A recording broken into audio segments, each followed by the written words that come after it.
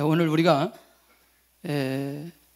지난주에 우리가 행복한 교회, 그다음에 오늘은 또 깨어있는 교회, 그래서 굉장히 중요한 어떤 교회의 정체성, 이런 것들을 좀 살펴보려고 하는데, 우리가 그런 면에서 현실적으로 지금 사람들이 이 교회는 깨어있어 말하는 것들이 무엇일까 봤더니, 기도를 열심히 하고 하나님의 능력을 체험하고 또 은사를 받으면, 또 성령의 역사를 체험하면 이 교회에 기도가 깨어있구나, 그런 얘기 하죠. 그래서 그 깨어있다는 말을 우리도 모르게 합니다.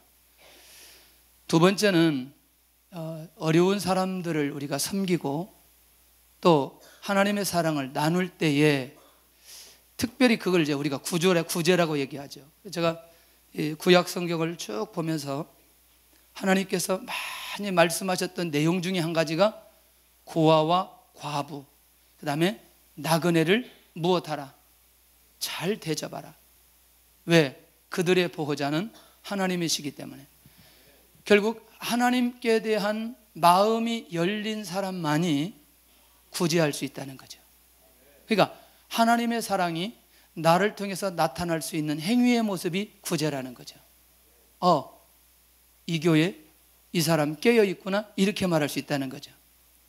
세 번째는 뭐냐면, 예배를 드릴 때마다 하나님의 은혜를 체험하는 거죠. 회복도 되고 응답도 받고 비전도 붙들고 변화도 일어나고 성령께서 나를 만지시는 것을 느끼면서, 그럴 때 뭐라고 말해요? 이 교회 예배 살아있구나, 그런 얘기하죠. 우리 교회가 그런 교회가 되어야 되는데, 할렐루야, 그런 교회인 줄로 믿나요? 아멘 한 분들만 그렇게 느낄 줄로 믿고, 아까워야 돼. 자꾸 지나고 나서 하지 말고 제대로 해야 돼, 제대로. 그리고 여러분들, 이 말씀이 살아있다라고 하는 것은 한 가지로 이거죠. 개인적으로나 공동체나 하나님의 말씀이 나에게 떨어질 때에 적용하려고 하고 순종하려고 하는 의지가 있을 때에 깨어있다라고 하는 표현을 합니다. 맞죠?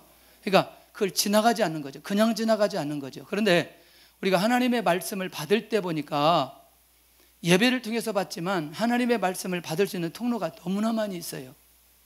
깨어있기를 바랍니다.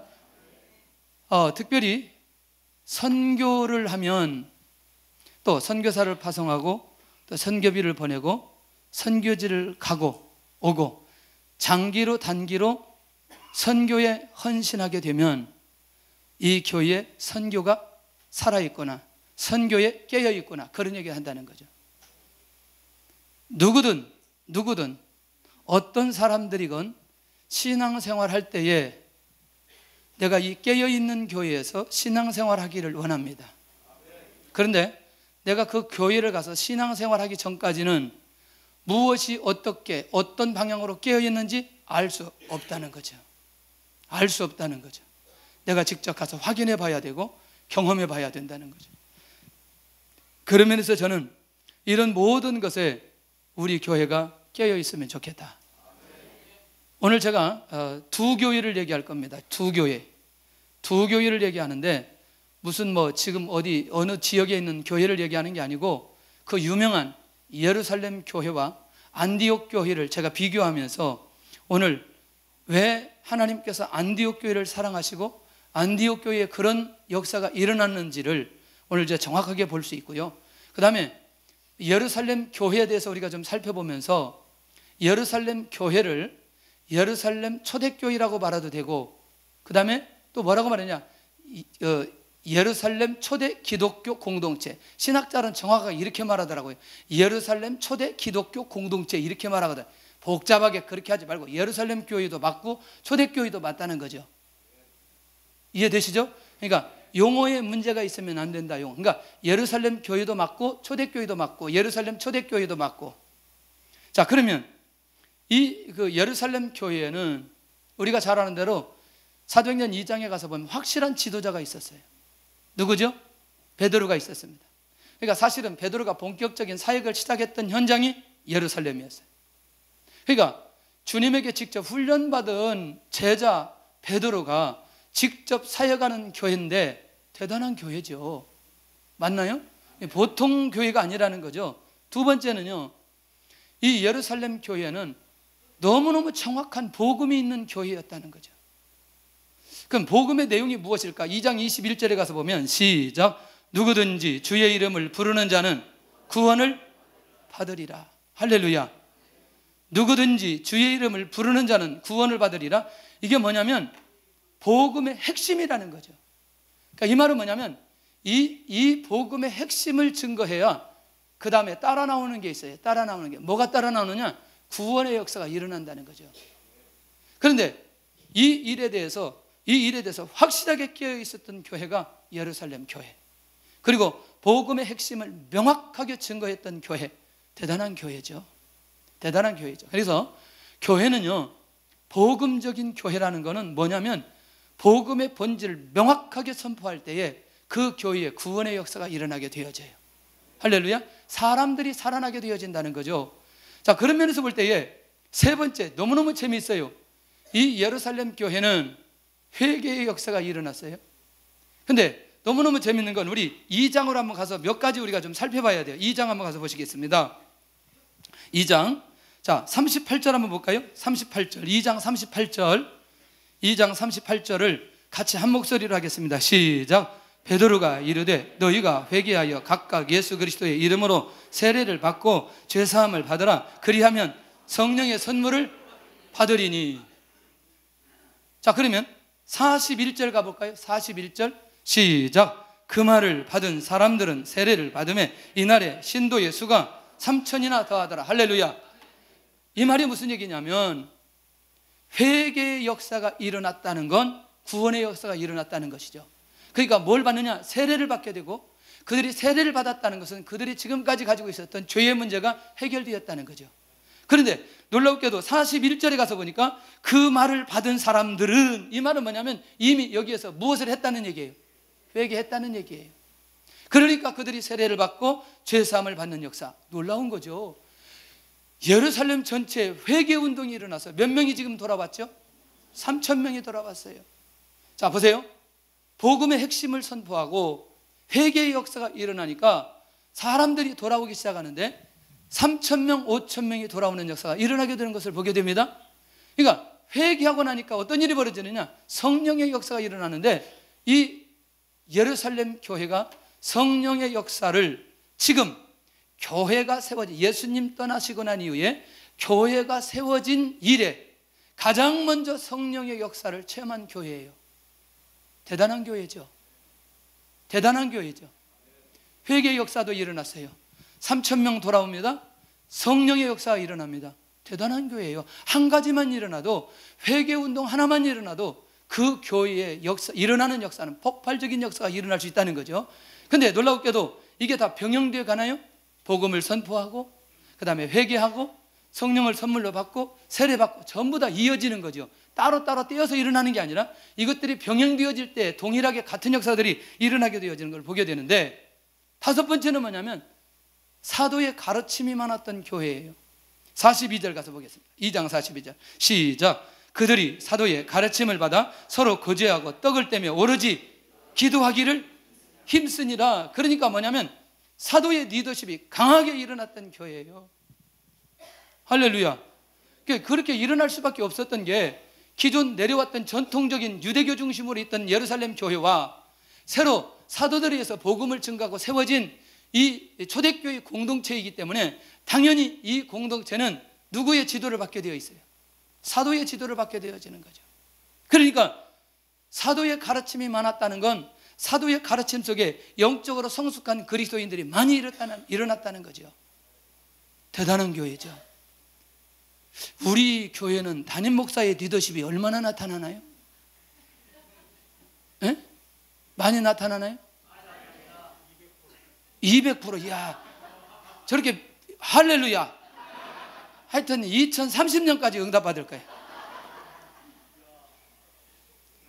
이스라엘 간다고 했다 안 가는 거 보니까 리더십이 별로 안 나타나는 것 같다는 생각도 들어요.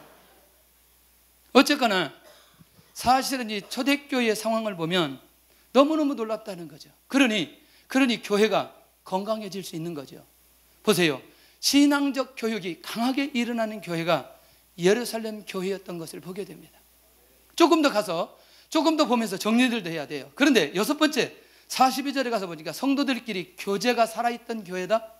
왜냐하면 본인들이 본래부터 교제가 살아있던 교회가 아니라 예수님을 믿고 구원받고 사도들의 가르침 속에 이 공동체가 뭐가 살아나기 시작하느냐?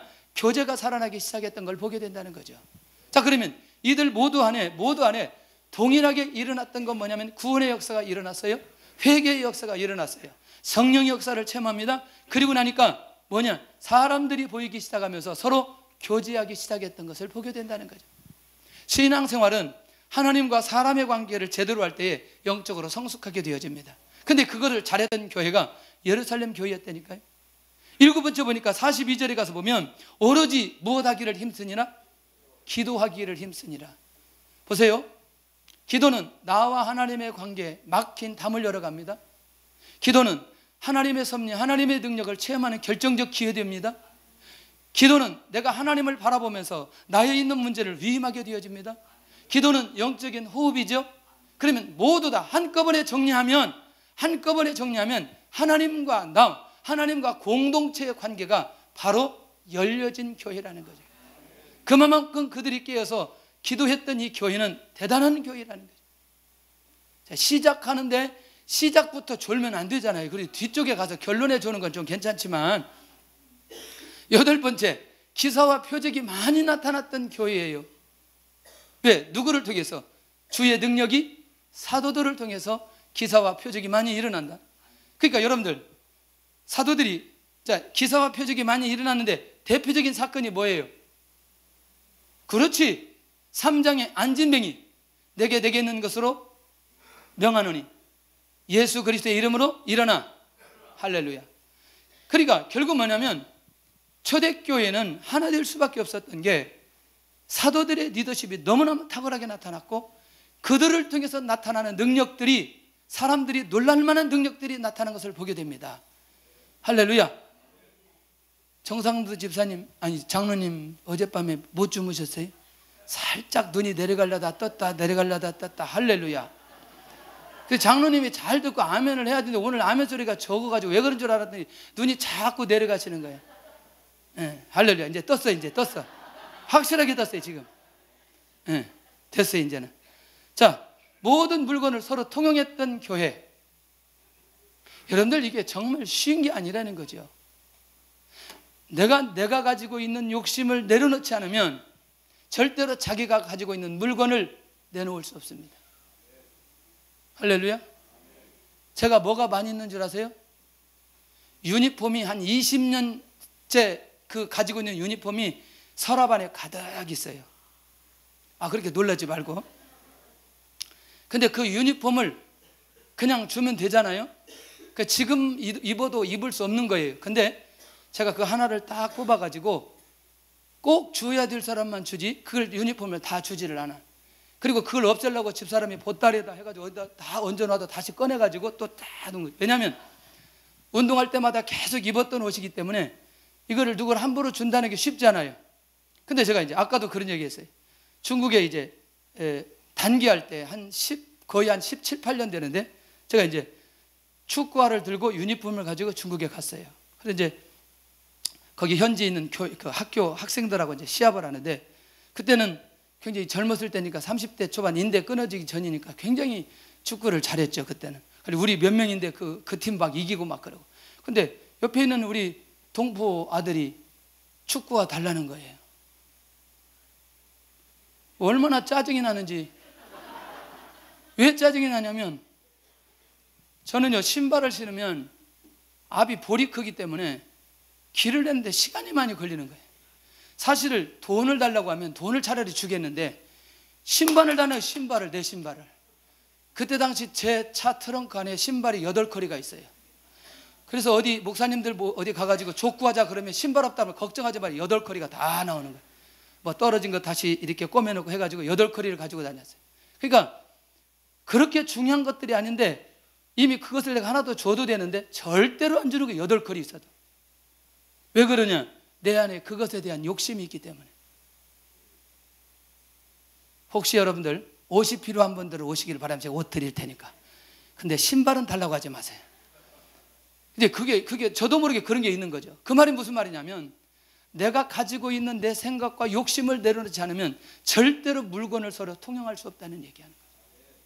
지금의 시대에도 제가 목사이고 하나님의 사랑을 말하고 그렇게 베푼다고 생각했는데 결정적으로 이것은 안 된다는 게 제 안에 있더라니까요.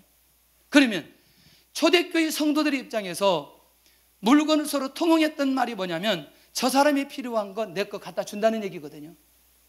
맞나요 이거? 대단한 교회죠. 이런 교회 어디가 있어요? 어제 우리 재정스쿨 하는데 갑자기 저걸 하나 들고 오더라고. 이게 쇼핑백 하나를 뭐 아까는 뭐 이렇게 봉투로 누가 이름해서 이렇게 훌렁해 주더니 나중에는 이게 봉투를 그 쇼핑백을 들고 오더니 딱 보더니 이게 뭐냐면 밍크 코트라는 거예요. 근데 그게 긴 게 아니고 밍크 코트 맞죠? 근데 그게 다 자른 거는 또 비싸대네요.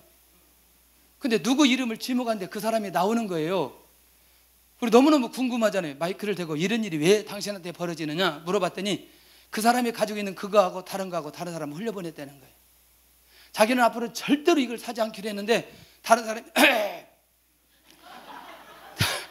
다른 사람이 응답을 받고 이 사람에게 주는 거예요. 정말 쉽지 않죠 이게. 제가 무슨 생각이 드냐면 이게 초대교회 아닌가. 이게 초대교회 아닌가. 그런데 중요한 건 내 안에 있는 욕심을 내려놓지 않으면 절대로 함께 할 수 없는 거라는 거지. 이거는 괜찮은 교회죠. 예루살렘 교회 괜찮은 교회예요. 그런데 10번째 가서 이게 더 중요한 거예요. 재산과 소유를 팔아버렸어요. 그러면 교회가 팔았다는 얘기예요? 성도들이 팔았다는 얘기예요? 성도들이 팔았어요. 그리고 각 사람의 필요를 따라 다 나눠줘 버리는 거죠. 제가 질문을 이렇게 던졌어요. 제가 혹시라도 공개적으로라도 초대교회로 돌아갑시다 이 말 들어본 적 있어요? 들어본 적 있어요? 왜냐하면 제가 그 말하면 이거 실천해야 되기 때문에 이거에 대한 부담이 더 많은 거예요. 기도하는 거, 교제하는 거, 모이는 거, 떡을 떼는 거 이건 할 수 있겠는데 나에 있는 재산을 팔아서 저 사람의 필요에 나눠줄 수 있다고 하는 건 아직 우리 공동체가 거기까지 성숙되지 못했기 때문에 이 말을 쉽게 할 수 없다는 거죠. 만약에 우리가 초대교회로 돌아가자 여기까지 가야 된다는 거죠. 재산과 소유를 팔아 필요한 사람들에게 나눠줘야 된다는 거죠. 우리 다 집 팔아야 된다는 거죠. 할렐루야. 10년 20년 모아가지고 열심히 집을 사놨는데 갑자기 다 팔아가지고 저 불쌍한 사람 나눠줘라. 우리 교회 안 다니고 다른 교회 다 갈 것 같아요. 아니 지금 정도는 뭐 그런 사람들이 나올 수 있겠죠. 할렐루야. 그런 대로 그렇게 다 일어날 줄로 믿고. 근데 이게 쉽지 않은 거죠. 지금도 쉽지 않지만 그때도 쉽지 않은 상황 속에서 각 사람의 필요를 따라 나눠줄 수 있었던 이 교회, 대단한 교회라는. 뭐 우리가 인정하지 않아도 성경이 그렇게 기록하기 때문에 인정해야 된다는 거죠. 그런데 너무너무 놀라운 건 예배에 대한 집중력도 있어요. 날마다 성전에 모이기를 힘쓰고, 그리고 모이면 그들이 뭐하냐? 예배드리기 시작하는 거죠. 자, 이것도 대단한 거죠. 조금 더 가야 돼요. 13개 있습니다. 13개. 자, 항상 떡을 떼었던 교회. 이 말이 이제 뭐 떡을 뗐다 이런 개념이 아니고 성찬식을 거행했다. 그런데 이 말이 너무너무 중요한 거죠. 성찬식을 거행했다라고 하는 건 항상입니다. 모일 때마다 누구를 묵상했다는 얘기예요. 할렐루야, 그거예요. 성찬식을 할 때마다 주님을 기념하고 주님이 십자가에 죽으신 거, 주님이 부활하신 거, 주님이 승천하신 거, 이것을 묵상하는 교회였다는 거예요. 얼마나 멋있는 교회예요. 할렐루야. 13번째는 기쁨과 순전한 마음으로 음식을 먹었다. 뭐냐면 영적인 기쁨을 성도들과 함께 언제든지 나누는 거예요. 하나님이 주셨던 은혜를 나 혼자 간직하지 않고 수많은 성도들과 함께, 동료들과 함께. 그런데 중요한 건 뭐냐면 무엇을 먹으면서? 음식을 먹으면서. 혹시 여러분들 기분 나쁜 사람하고 관계가 틀어진 사람하고 밥 먹어본 적 있어요? 에? 그렇지. 절대로 그렇게 안 되죠. 그러니까 항상 밥을 먹는다고 내가 함께 한다는 건 뭐죠? 그 사람에 대해서 열려 있다는 거죠. 그렇죠? 다른 거는 괜찮아요. 전화는 뭐 관계가 틀어져서 뭐 대충 받을 수 있는데 밥 먹는 건 그렇게 안 되더라는 거예요. 밥 먹는 건. 혹시 나는 관계가 막혀서도 밥을 잘 먹을 수 있다. 그런 분 우리 교회에 있나요? 할렐루야. 열고 먹으시기를 바랍니다. 어쨌거나 이 말은 뭐냐면, 이 말은 영적인 기쁨을 함께 나누는 공동체, 이 공동체도 이 부분에 대해서는 깨어 있다는 거죠. 자, 그럼 다시 이 교회 괜찮은 교회예요? 그렇지 않은 교회예요? 괜찮은 교회죠. 괜찮은 교회죠. 그런데 여러분들, 이 교회 세계적인 교회입니다. 예루살렘 초대교회는. 할렐루야. 예루살렘 초대교회는 영향력 있는 교회예요. 왜? 지금 우리가 이 말씀을 가지고 묵상하는 것을 보면 지금까지 이 영향력이 우리에게 나타났다는 얘기예요. 놀라운 건 이 예루살렘 교회가 가지고 있는 장점도 있지만 무엇도 있느냐? 단점도 있다는 거예요. 주의 말씀을 부분적으로 받았다는 거예요. 주님께서 이 땅에 떠나시면서 뭐라고 말씀하시냐? 예루살렘, 유대, 사마리아 땅끝까지 복음을 증거하라고 말했고 증인이 되라고 말씀해 주셨어요. 그런데 오늘 이들에게 보여주는 이 엄청난 사실은 우리가 다시 한번 묵상해 보면서 정리하고 가야 될 필요가 있다는 거죠. 8장 1절을 한번 보겠습니다.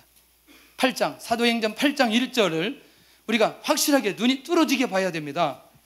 자, 시작하면은 8장 1절 합니다. 시작. 사울은 그가 죽임당함을 마땅히 여기더라. 그날에 예루살렘에 있는 교회에 큰 박해가 있어 사도 외에는 다 유대와 사마리아 모든 땅으로 흩어지니라. 누구 외에는?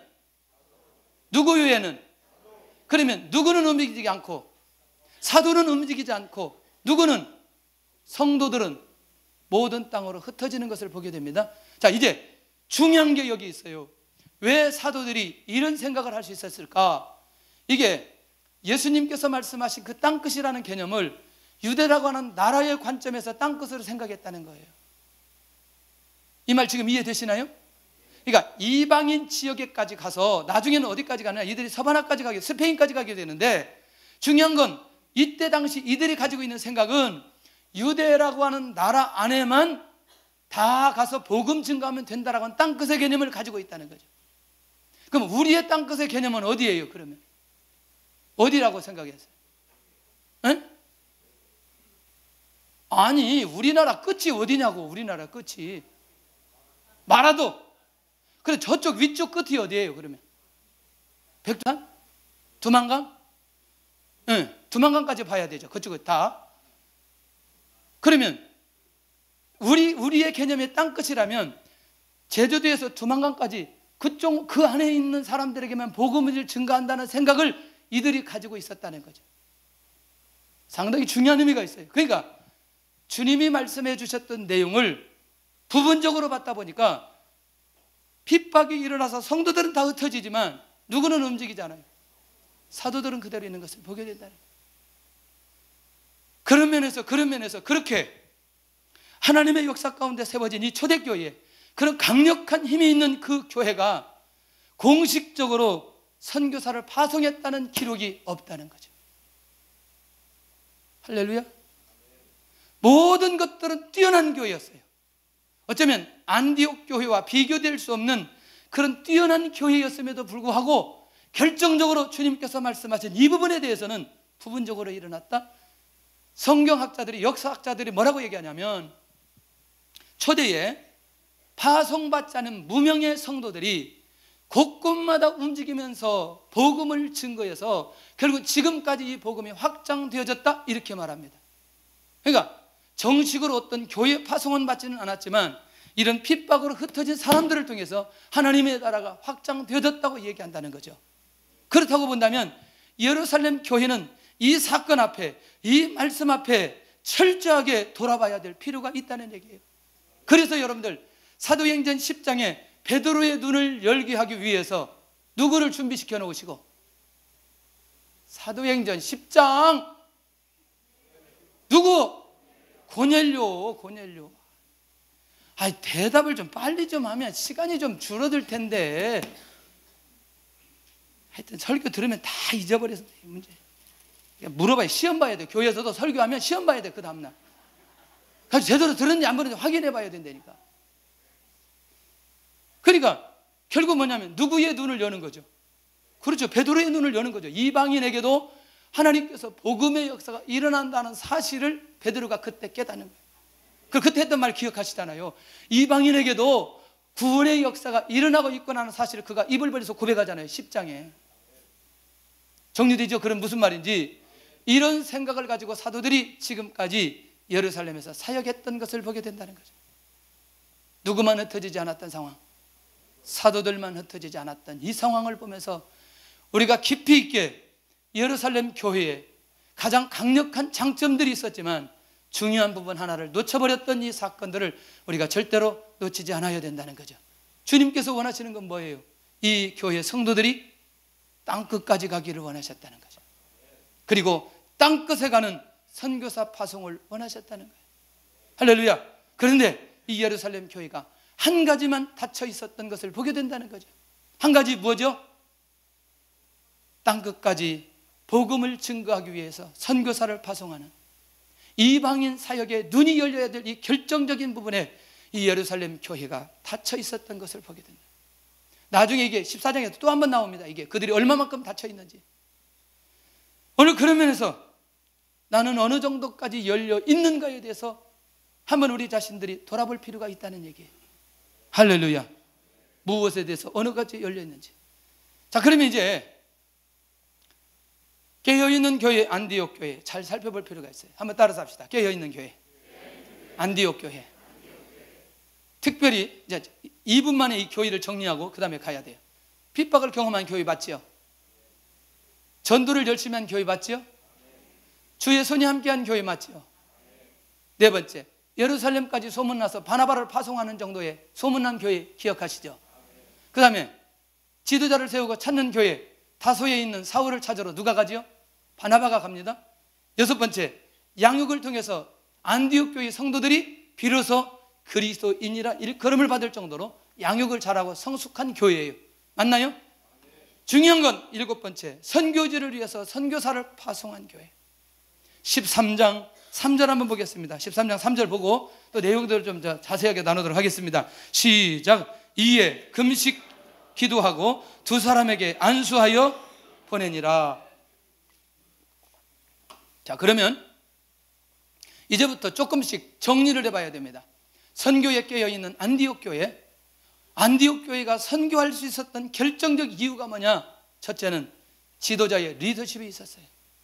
누구의? 바나바의 리더십이, 사울의 리더십이 강력하게 이 안디옥 교회에 있었던 것을 보게 된다는 거예요. 그러니까 사도의 영적 리더십이 나타나니까 결국 특별히 안디옥 교회라는 공동체는 핍박 가운데, 어려운 가운데 주의 능력을 체험했기 때문에 바나바가 주님의 말씀대로 선언하면 선언할수록 이 공동체는 같이 함께하는 것을 보게 되더라는 거죠. 더 놀라운 건 그 말씀을 받아내고 말씀에 순종하는 성숙한 성도들이 있었어요. 할렐루야.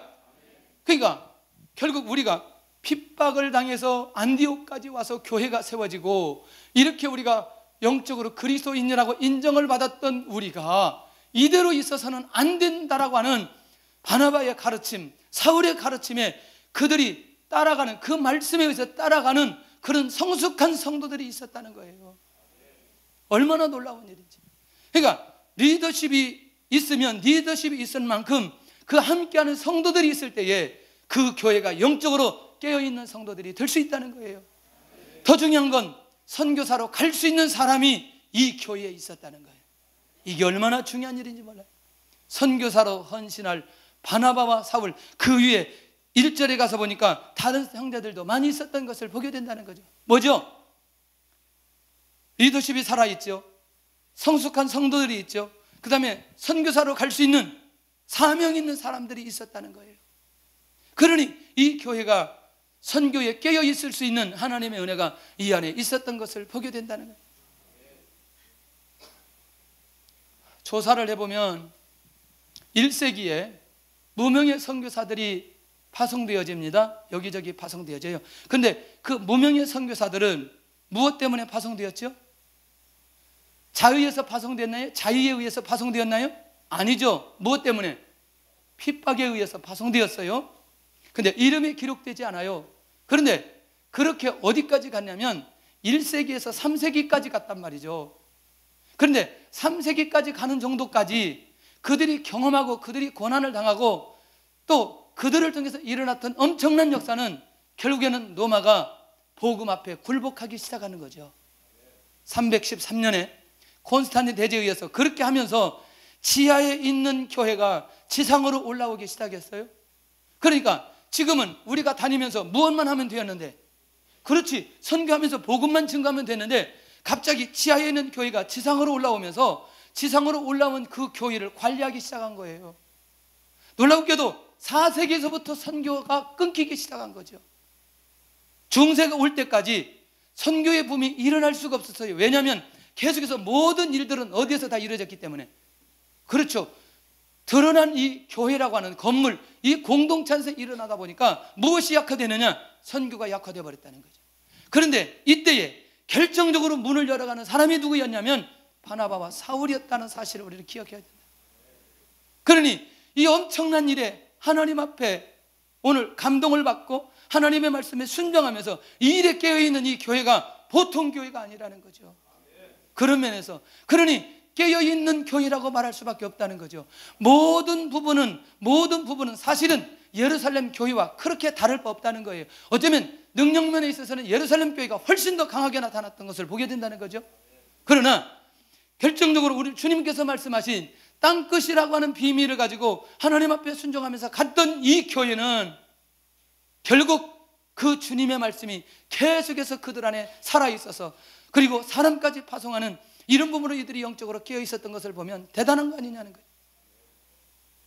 그렇다면 이 일을 위해서 이들이 뭐 하느냐?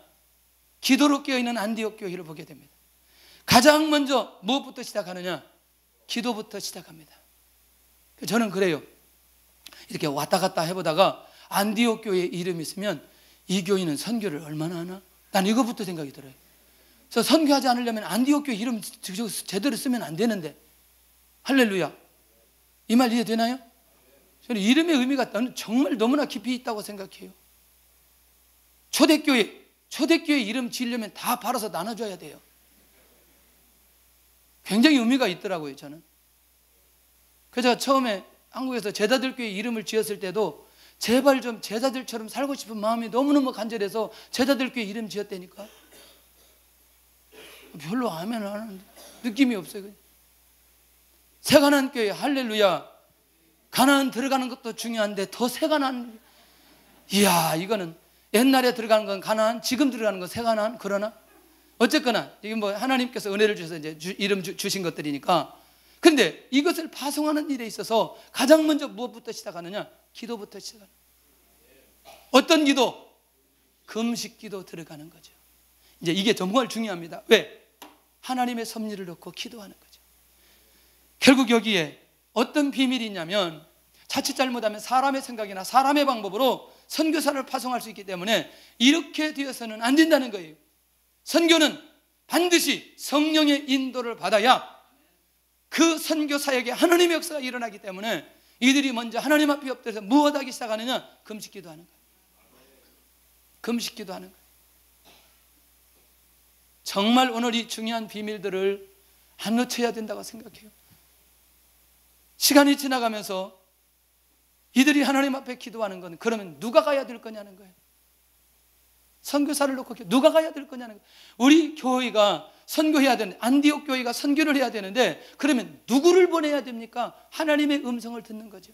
자, 2절 보겠습니다. 13절 2절. 13장 2절 시작. 주를 섬겨 금식할 때에 성령이 이르시되 내가 불러 시키는 일을 위하여 바나바와 사울을 따로 세우라 하시니. 그러니까 성령의 음성을 듣고 순종하게 되는, 이게 정말 중요합니다. 그러니까 이 교회가 선교사를 파송하려고 하는 것도 목적도 중요했지만 누구를 파송하느냐에 대해서 너무너무 중요했다는 거예요. 할렐루야. 정말 이 안디옥 교회, 150년 동안 무너지지 않는 이 교회, 1세기에 영향을 미치는 이 교회에 대해서 우리가 깊이 있게 묵상해 봐야 된다는 거예요. 갑자기 그 강장로님이 중국에 가시고 문자가 왔어요. 아직은 070이 안 돼가지고 전화가 안 되는데 문자로 보내는, 하나님의 은혜로 여기까지 잘 왔고 지금 학교를 다닌다고 그러는 거예요.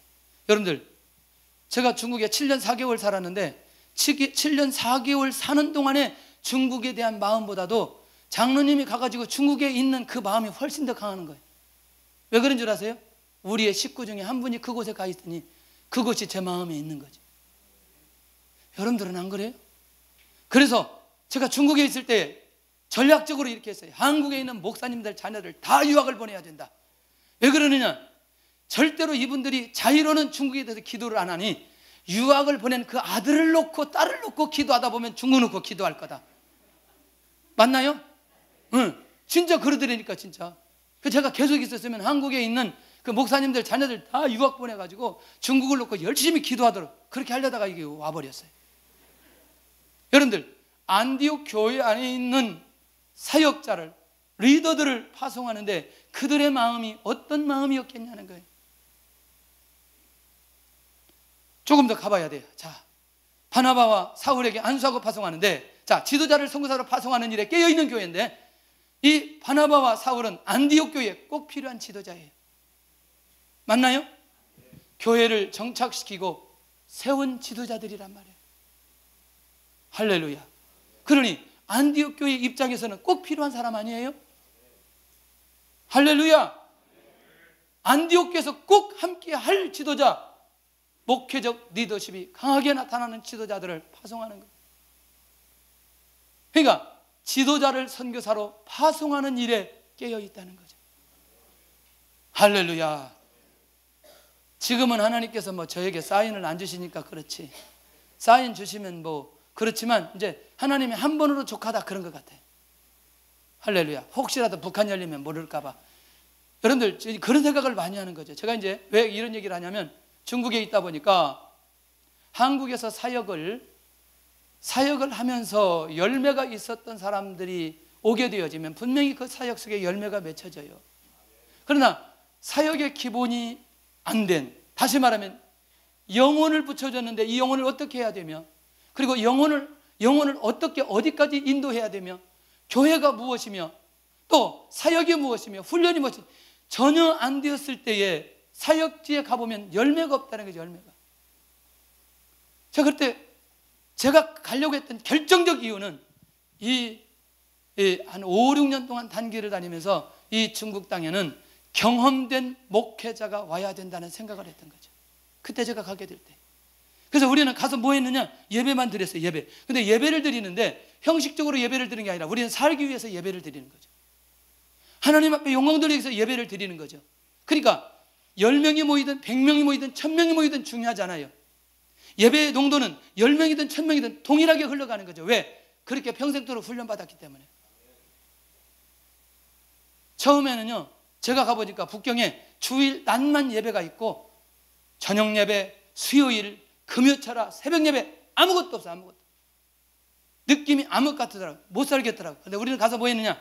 주일 낮, 주일 저녁, 새벽 예배, 수요 예배, 철야. 할렐루야. 제가 나중에 올 때는요, 북경에 있는 한인교회들이 다 철야하더라고. 새벽 예배하느라고 다 차 돌리더라고. 예배 하나 목숨 걸고 했던 것은 뭐냐면, 여기에서 무엇으로?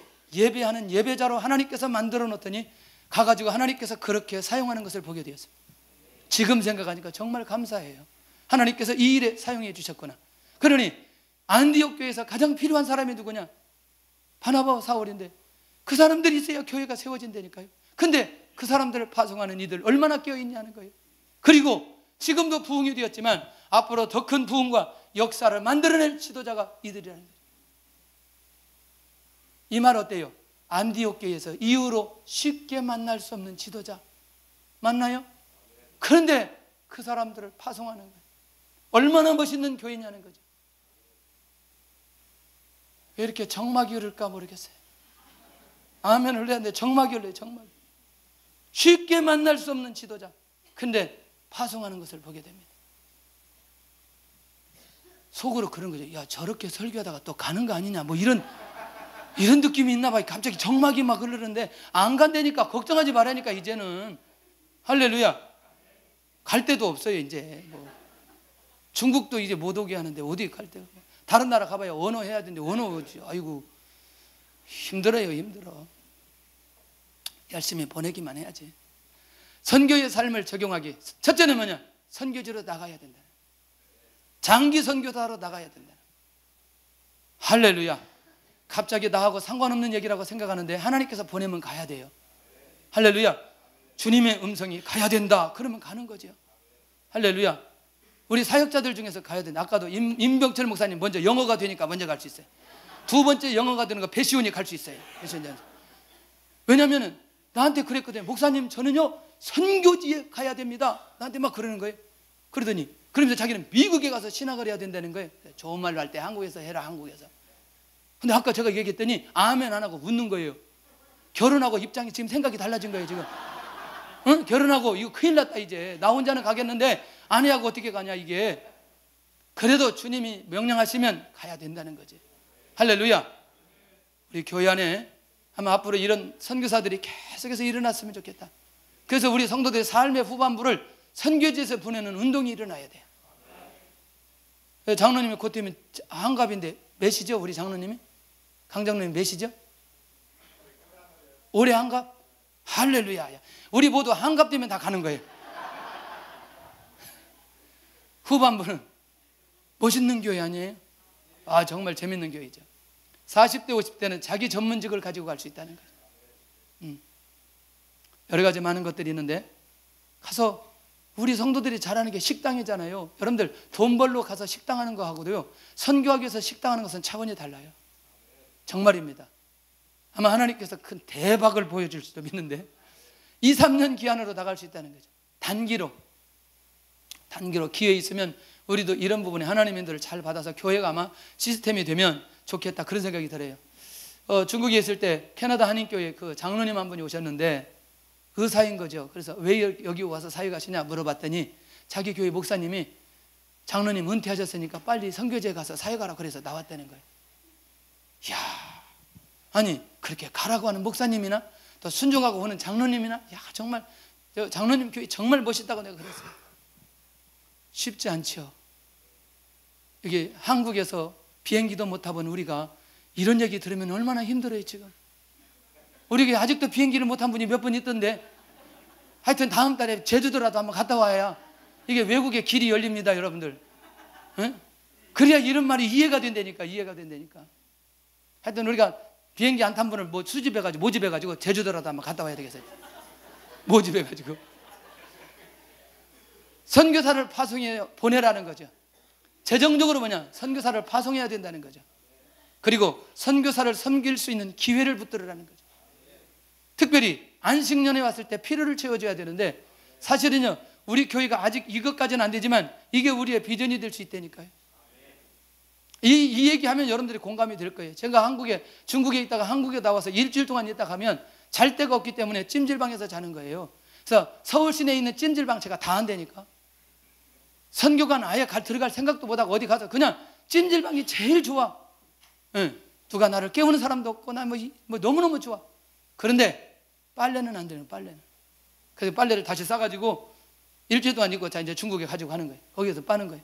참 그런 걸 아마 그런 생각들을 하면서 야 정말 이게 선교사가 이런 건가 그런 생각도 많이 들었어요.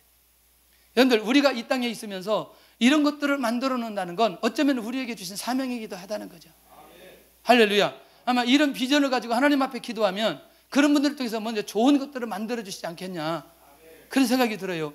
그리고 선교지에 편지를 보내어 격려하는 거 굉장히 중요하다는 거죠. 기회 된다면 우리가 이런 영적인 교제 속에 하나님의 인도를 받아갔으면 좋겠다. 그래서 선교에 헌신하고 선교 헌금으로 헌신해야 된다는 거예요. 지금 우리 교회가 선교비로 지출되는 게 한 달에 한 2천만 원 정도 됩니다. 우리 교회 규모로는 적지 않아요. 그런데 거기 한 10% 재정의 10%가 선교비 재정에서 나오고 그 다음에 나머지는 전부 다 우리가 개인적으로 헌신해서 우리가 한 2천만 원이 선교비로 나갑니다. 사실은 우리 교회 규모로 하나님 앞에 순종하는 거라고 생각이 들어요. 여러분들 각자의 마음속에 적든 많든 하나님 앞에 내가 선교에 동참할 수 있는 것은 내가 아직 선교지에 갈 수 없지만 물질로도 우리가 선교할 수 있다는 거죠. 하나님이 나를 선교지에 보내면 우리도 가야 되잖아요. 그러나 내가 가지 않고 이 땅에서 선교비로 내가 지원할 수 있다는 건 내가 선교하고 있는 것과 똑같다는 거죠. 할렐루야. 함께 동참하고 하나님의 인도 받아갔으면 좋겠다. 아멘이 적은데 선교는 해야 됩니다. 이거는 예, 선교는 해야 된다니까. 아멘이 이게 확 터진 아멘이 아니라 막힌 아멘이 자꾸 나오니까 계속 내가 얘기하는 거예요. 선교는 해야 된다니까. 선교 헌금도 해야 된다니까. 이제 넘어갈 거예요. 이제 세 번째는 선교지를 놓고 기도해야 된다. 선교 사역을 놓고 기도하고, 선교사를 놓고 기도하고, 선교의 재정을 놓고 기도하고, 선교사 가정을 놓고 기도해야 됩니다. 제가 보니까 그 많은 것들도 있지만 이리저리 풀어가지만 선교사님 자녀들이 선교지에서, 특별히 공산권에서 학교 다니다 나와 보면 얘들이 공산주의의 사상으로 들어있는 경우들이 많아요. 그래서 제일 고민하는 그 부분이 뭐냐면 자녀들 교육이 정말 고민하더라고요. 지난번에 말레이시아 갔는데, 아니구나, 필리핀에 갔는데 필리핀에 국제학교가 있더라고요. 국제학교 가보니까 거기는 선교사님들 자녀들을 위해서 학교를 세워놨어요. 그리고 모두 다 미국에서 그 학교에 가르치는 선생님들은 미국에서 선교사님으로 파송했어요. 그리고 거기서 가르치는 거예요. 그런데 인물들이 거기 많이 나오더라고요. 거기 완전히 미국제로 하는데, 아마 우리 학생들, 어린아이들도 많이 공부하면 받아준다고 그러는데, 여러분들 정말 우리가 고민하는 게 많은 것들도 있지만 그 자녀들, 근데 지나고 나서 보면요, 선교사님들 자녀들 하나님이 책임지더라고. 정말 하나님께서 귀하게 축복해 주시는데, 아버지 어머니가 하나님 앞에 헌신했을 때에 하나님께 자녀들을 어떻게 풀어주시는지 명확하게 보여주시는 거예요. 할렐루야. 우리 여기 그 성선교사님 아들도 그 엄청난 그 삼성에 들어가 가지고 뭐 하게 돼요? 강의를 하는 거예요. 강의를 거기서 직원이 아니고 강의를 한다니까. 그리고 영락교회에서 지금 사역하고 미국에서 신학하고, 하나님께서 자녀들을 이렇게 풀어가시는데, 이런 부분을 보면서 이야, 선교 정말 재밌는 거라니까. 또 아멘이 줄어드는데 바쁘니까 이제 가야 돼. 기도로 선교할 수 있다. 그리고 기도로 선교지에 갈 수 있다. 정말 이번 한 주 앞으로 우리가 이 부분 놓고 고민하고 기도할 필요 있다는 거죠. 정리하겠습니다. 결론입니다. 안디옥 교회는 무엇을 위해서 깨어 있었느냐? 무엇을 위해서 깨어 있었냐? 선교를 위해서. 이 안디옥 교회는, 그리고 그 지도자를 파송하는 일에 그들이 깨어 있었던 것을 보게 된다는 거죠. 우리 교회는 깨어 있는가? 깨어 있는가? 아멘. 정말 일주일에 한 번 이상이라도 선교를 놓고 기도하기를 바랍니다. 그리고 단돈 10,000원이라도 내가 선교헌금으로 드리시기를 바랍니다. 그러면 내가 선교에 깨어 있다고 말할 수 있다는 거죠. 세 번째, 나는 지금 무엇에 깨어 있는가?